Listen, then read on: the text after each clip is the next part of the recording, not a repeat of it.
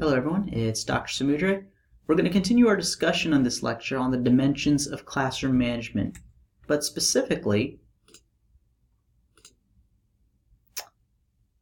we're going to discuss preventing problem behavior by effective teaching. So you might be saying, Dr. Samudra, I know all of this stuff already. I know how to teach. Why bother telling me how to teach when this course is on managing problem behavior? Well, we know that behavior management is a dynamic expectation of teachers. Dynamic in that there are multiple dimensions involved with it. So we've discussed prevention in these past two lectures, and it's important that you see your instruction as a preventative measure to problem behavior. But instruction is only one piece of an effective behavior and classroom manager. As we move forward in this course, my hope is that you see the undeniable relation in everything we do during a school day, and how that relates to the occurrence and non-occurrence of challenging behavior in our classroom. Now, when I refer to teacher effectiveness, I'm referring to teacher behaviors that result in high student achievement. Okay? So remember, we can change student behavior by changing teacher behavior first. As change agents, it is important to examine our instruction to make sure it remains or becomes a systematic process that effectively organizes these learning experiences that actually promote learning. But as I said before, effective teaching and effective classroom management are interrelated. So we cannot effectively manage a classroom if our instruction is poor. And on the flip side, we cannot effectively teach if our classroom management is poor. Now, we've learned that classroom management is comprised of many components. Our physical structure, how we manage transition times, how we prevent problem behavior, among other things. But it is important to recognize the role our teaching plays in the process. Now, I believe it's best not to parse these elements out, but rather think of everything that makes a teacher a good teacher as a process, where one thing is dependent on another thing. Lacking in one area can have collateral impacts on another area. But now, let's take a look at certain traits, such as the ones you see here, and requirements when it comes to effective teaching. The first of which is managing our instructional time. Promoting academic engagement is critical to sustaining student attention, time on task, in general, maximizing what happens in a classroom in a 6.5-hour span. But we need to create a classroom with limited instructional empty space. And here's what I mean by that. Between the two terms that you see on this slide, allocated and engaged time, we want to make sure that these two match as closely as possible.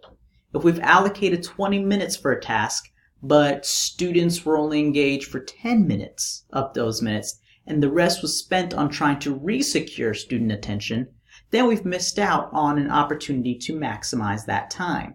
Now, it sounds difficult to maximize 100% of our allocated time, and it's because it is. A general rule is that we want to maximize at least 80% of our allocated time. This might sound like common sense, but the most time students spend engaged, then the more they can achieve. If you're unsure about how your allocated time differs from student engaged time, then we can also do some monitoring of it on your own classroom and when you're currently teaching. You can plan to maximize engagement time if you see that there's a large chunk of time with an allocated block that is unused. So both teachers and student behaviors can contribute to a loss of instructional time, though, and an increase in student behavior. There are things that we do as teachers that often do not contribute to the learning environment, but more so contribute to the occurrence of challenging behavior in our classroom. Remember that it's possible for teachers to be reinforcing problem behavior while also working to prevent it. Maximizing our instructional time is predicated on the nature of our instruction, but also the behavior management systems we have in place. Those 1 to 3 non-responders in your classroom can engage in behavior that significantly alters the course of your instruction. But providing effective behavior supports to prevent, while knowing how to respond when behavior occurs, is critical to maximizing that instructional time. Now, this is an example of things we may be guilty of in the course of a school day. Know what these are, but also know what things you might currently do or are prone to do that detracts from this instructional time. And here are some examples of student off-task behaviors. Just remember that an instructional period with a lot of empty space can create a ripe environment for this to occur. Think back to Lecture 2, where we briefly discussed managing our transition times. These are potentially the most ripe opportunities for off-task behavior to occur. Now, plan to reduce transition time to help avoid some of these behaviors. Now, let's switch gears a bit. We're going to review a basic instructional routine that teachers can and should abide by throughout a cycle of an academic block. Now, how do we explicitly teach? Well, we do it systematically and methodically by making sure to present it in small steps, check for understanding, and requiring active participation. Here are 6 steps that should exist within a cycle of instruction. We're going to go through these one by one. The first of which is daily review. This will provide an opportunity for you to assess any prerequisite skills that students might need to successfully perform these instructional activities. Your daily review should be pre-planned, but also flexible in that student responding may reveal areas in need of additional practice. Our presentation matters. First, think of a way to grab student attention. Engage them in the material, and this could look very different depending on the content and age group you teach. But the attention grabber is critical to secure and focus the learner. If we never secured their attention in the first place, then it'll be hard to resecure it throughout the course of your instruction. I also want to draw your attention to modeling the behaviors. It's bolded here on this slide that we're teaching. Have you ever heard of I do, we do, then you do? So this is the same concept. Providing a positive exemplar on how to complete a task is extremely important. But some additional important things to remember here on this slide are that students become confused if too much material is presented. Also, checking for understanding should not just be, are there any questions? Think of a specific questions that would provide you with the full disclosure on if students do understand what is being taught to them. Also, it can be beneficial to not ask for volunteers. Think of students you may want to call on in advance. This opportunity for rehearsal in structured settings is an important piece of securing foundational knowledge so that you can move on to a new level of learning. Your guided practice may last multiple class sessions depending on the skill being taught, and that's okay.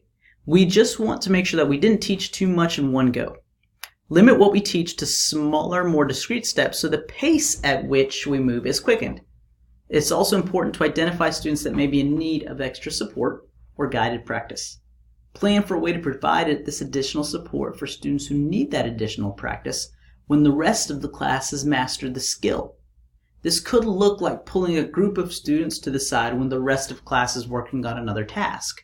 Now, you could be teaching in a co-taught setting where there's both a special educator and a general educator present in the classroom, which would afford more of an opportunity to provide additional support to the students who needed it.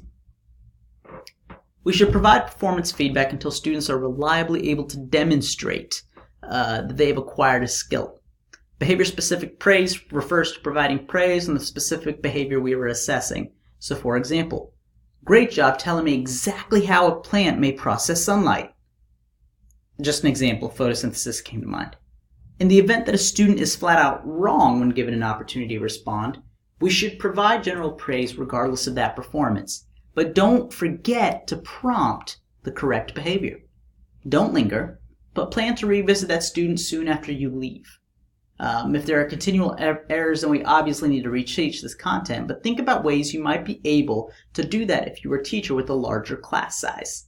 If a majority of the classes make continual errors, then revisiting the content for everyone else could be advantageous, while still providing an extra opportunity to practice for the ones who have mastered the skill.